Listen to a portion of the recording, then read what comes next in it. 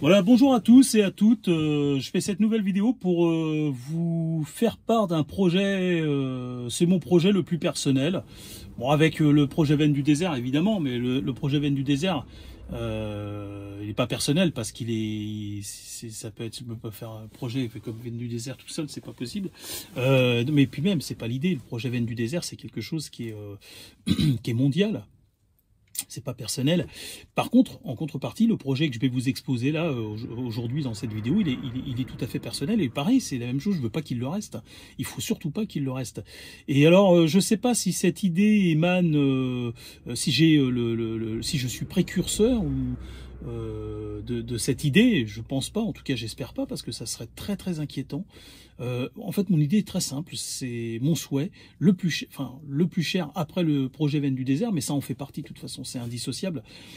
C'est d'acheter en fait un terrain quelque part en France, je ne sais pas où encore, je n'ai pas encore décidé tout à fait, peut-être dans le Vexin, mais c'est pas l'endroit qu'on a le plus besoin, mais pourquoi pas. Et c'est d'acheter un terrain le plus grand possible en fonction de mes moyens, parce qu'il ne faut pas oublier qu'après il y a des taxes foncières. Donc avant d'acheter un terrain, surtout allez au service cadastre de la mairie et renseignez-vous sur la fiche d'identité de votre terrain. Qu'est-ce qu'on peut y faire, qu'est-ce qu'on ne peut pas y faire. Si votre terrain, il y a des canalisations qui y passent ou des câbles électriques ou je ne sais quoi, évitez quoi. Surtout si c'est un terrain avec des lignes à haute tension au-dessus, faites attention parce que vous ne pourrez jamais faire pousser un arbre de plus de 15 mètres. Hein. Ou même on va vous emmerder sans arrêt. Hein. Donc faites attention à la nature de votre terrain, enfin la nature par rapport à l'asservissement de l'homme en fait. Parce qu'en fait un terrain normalement vous êtes censé pouvoir acheter n'importe lequel hein, par rapport à ce que je vais vous dire après. Mais vu que l'homme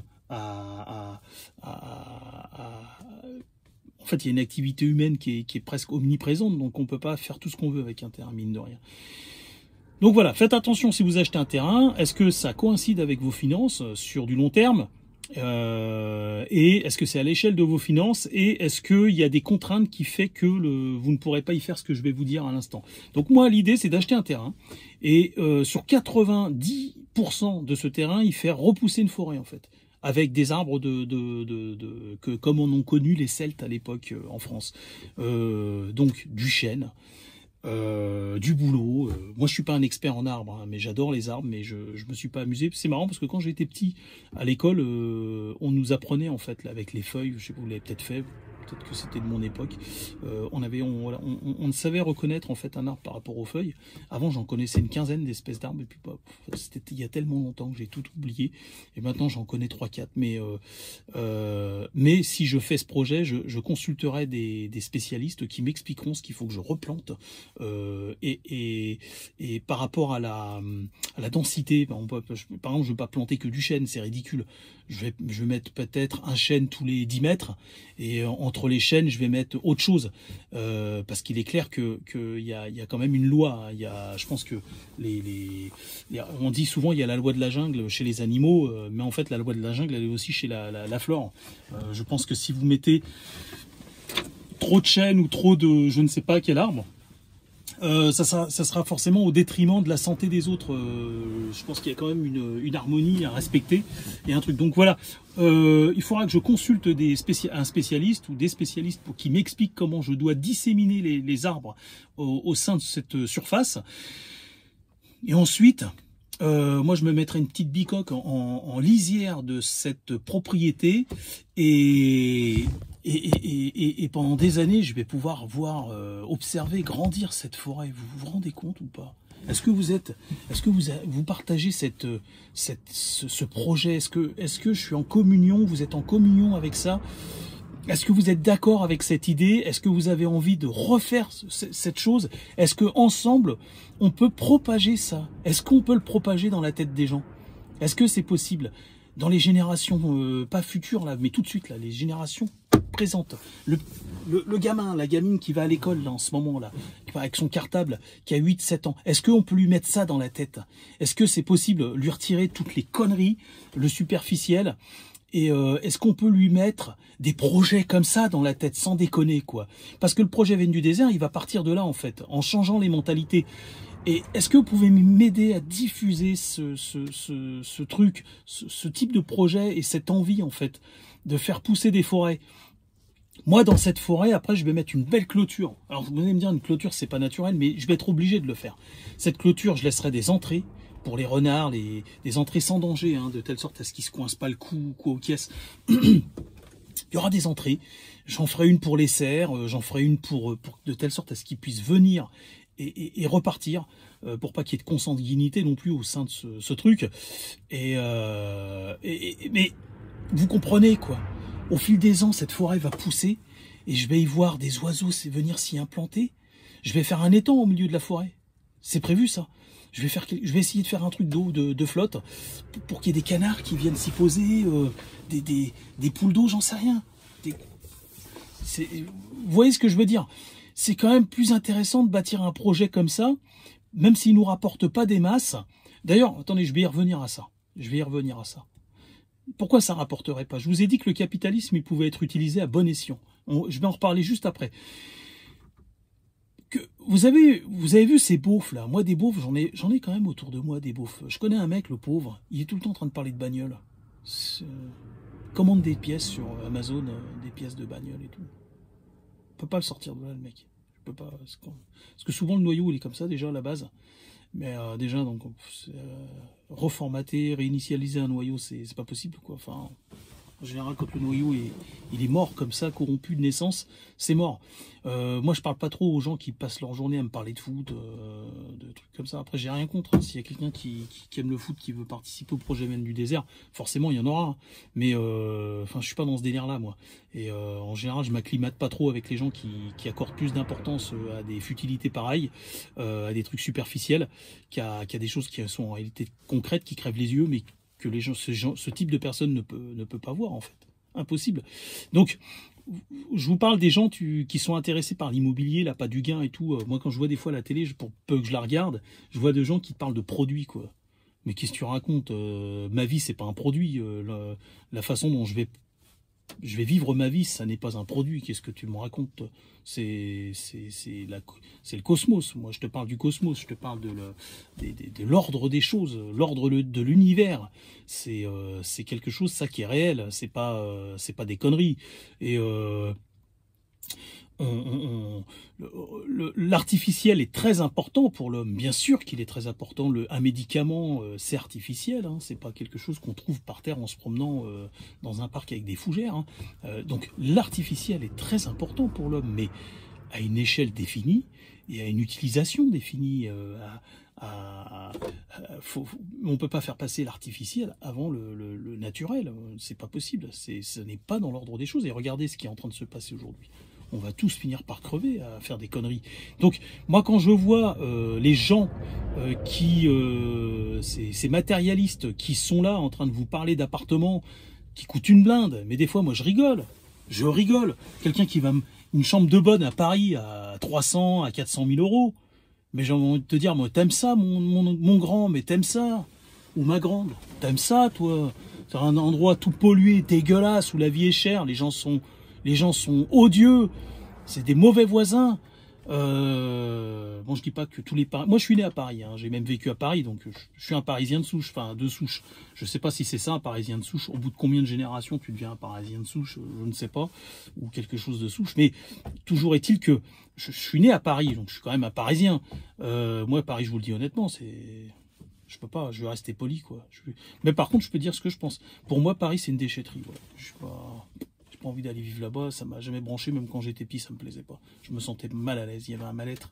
Mais quand je vois des gens qui disent, je vais mettre 300 000 euros dans un appartement, dans une banlieue, dans une ville, à Lyon, à Paris, j'en sais rien, à Mulhouse, je me dis, mais attends, quoique Mulhouse, j'ai jamais mis les pieds, c'est peut-être beau, hein, comme ville, mais comme toutes les grandes villes, en général, c'est pollué, moi, je sais que Cergy, c'est pas beau, hein, enfin, c'est comme Paris, quoi. C'est pollué, il y a un gros dôme de pollution. En été, on peut le voir. On a à 10 km, tu vois un gros dôme de pollution au-dessus de Cergy, comme à Paris, quoi. Et donc, moi, j'ai pas envie de vivre là-dedans. Et l'idée, en fait, moi, je suis tout le contraire. Je suis allant aux antipodes de ça. Je suis d'ailleurs l'antipode de ça. Et j'espère contribuer à en être l'antidote aussi. Et donc, j'aimerais que vous soyez en communion avec cette idée. Est-ce que ça vous intéresse? Alors, je suis pas en train de dire que cette idée, je vous l'ai soufflée à l'oreille. Hein. C'est pas ce que je suis en train de dire. Si vous vous intéressez à ce type de vidéo et à des gens comme moi, ça veut dire qu'en fait, vous êtes, on est du même, on est de la même acabit, on est de la même famille, quoi. Vous avez certainement eu cette idée. Ce que je veux vous dire, c'est que si vous vous intéressez à ce type de projet, c'est que forcément, avant même de vous connecter à ces vidéos, vous étiez déjà comme ça. On n'a pas eu besoin de vous le souffler à l'oreille. Vous avez déjà un noyau qui s'intéresse à ça et qui va vers ça à un moment donné, sans qu'on ait besoin de vous le souffler aux oreilles. Donc, moi, je suis pas un gourou, hein, je suis pas en train de dire que voilà, il faut se réunir autour de moi. Je dis qu'ensemble, on sera plus fort. Vous avez certainement, c'est pas certainement, c'est 100% garanti hein, sur facture. Vous avez des idées à m'apporter, vous avez des idées à apporter les autres, comme moi j'en ai à vous apporter. On a tous des idées à s'apporter mutuellement. Donc, moi, j'aimerais que vous soyez en communion avec ce projet et d'acheter. Et il faut le propager. On achète des terrains pour nous, de façon individuelle, mais ça participe au projet Veine du désert et à l'écologie dans son ensemble. On achète des terrains le plus grand possible à l'échelle de ses moyens financiers, bien évidemment, toujours. On se renseigne au service cadastre pour savoir s'il y a des lignes à haute tension. On ne pourrait pas faire pousser des arbres à la hauteur que vous désirez, d'ailleurs même pas. Il y a certains types d'arbres qui seront prohibés par le Conseil général et par l'État. Donc faites attention quand même à ce que vous achetez. Et après, le projet, c'est de faire pousser sur 90% de ce terrain, eh bien, une forêt. Et alors, l'idée, après, à la fin, c'est de capitaliser cette forêt. Et comment on la capitalise? Eh bien, simplement, en faisant... Mais ça va venir, hein. Je vous assure que l'UNESCO, ils vont y aller. Hein. Un jour, je vous ai dit, je suis un peu en avance sur certaines choses. Je suis pas un voyant, hein, c'est juste de la logique, hein, c'est logique. À un moment donné, l'humanité va se rendre compte qu'en fait, on s'est investi dans du superflu et que les choses réelles, hein, comme je vous disais, l'ordre des choses du cosmos vont reprendre irrémédiablement le dessus parce que c'est comme ça que c'est tout. On peut pas lutter contre ça. L'oxygène, l'eau de bonne qualité, l'oxygène, l'herbe, la qualité de la terre, tout ça, c'est quelque chose qui est beaucoup plus important que le reste. C'est même pas quantifiable. Je peux même pas dire plus. Le mot ne suit le PLUS, c'est pas suffisant. C'est pas suffisant pour dire ça. C'est quelque chose qui transcende le matérialisme. Et donc, faire pousser des forêts un jour, cet oxygène, on pourra le faire facturer au kilomètre carré ou au volume. Je ne sais pas comment ça sera calculé. Mais la qualité de vos sols et la qualité de l'air que vous allez produire, vous pourrez le faire facturer. C'est une promesse. C'est une promesse. Un jour, ce jour-là va arriver. Peut-être aux alentours de 2040, entre 2033 et 2040. Je vous assure que ça va arriver. Et donc, tous ces investissements que vous allez faire, il y aura un très bon retour sur l'investissement. Un très très bon. Vous serez des rentiers. À terme, vous deviendrez rentier. C'est-à-dire qu'on inventera une loi, on va se battre pour le faire, on va éveiller les consciences et tous ces hectares de terre que vous posséderez, ou alors même quelques hectomètres carrés, je crois que c'est comme ça, je me rappelle plus des échelles de surface, vous pourrez gagner de l'argent avec ça. En les déclarant et en la mettant à la disposition voilà, comme quoi vous êtes des producteurs d'oxygène, vous retraitez le dioxyde de carbone, vous contribuez, donc vous gagnerez peut-être, je sais pas, 1 000 € par mois. Mais c'est énorme, 1 000 € par mois, c'est déjà bien. 1 500 peut-être, ça dépendra de la surface. Et justement, il faut valoriser ça, il faut le valoriser. Et donc, ayez une longueur d'avance. Participez, rejoignez-moi sur ce truc. Moi, je vais le faire. J'achète un terrain dès que je peux. Je suis en train de fouiner, en train de chercher, et je vais acheter un terrain. Vous savez, un terrain, je termine là-dessus, ça coûte pas cher, hein, un terrain. Ouais, en Bourgogne, vous avez un hectare pour 60 000 €. Je veux pas vous dire de conneries, mais allez vous renseigner. Vous allez voir. Une maison en Bourgogne, ça vaut, avec le terrain dessus, un truc de 1000 mètres carrés, vous avez pour 40 000 €, hein, si vous cherchez bien, sur la Côte d'Or, là. Donc, il y a des bonnes affaires à faire partout, et soyez un précurseur. C'est maintenant que ça se passe. Maintenant. Mettez des commentaires si vous avez des idées à donner par rapport à ça. Je vais même faire un étang, moi, au sein de cette forêt. Il y aura un étang, il y aura des blaireaux, des martres, des renards. Toute la faune et la flore que les Celtes ont connue, quoi. Avec, mais c'est formidable. Je vous dis à bientôt. Je vais refaire une autre vidéo juste après.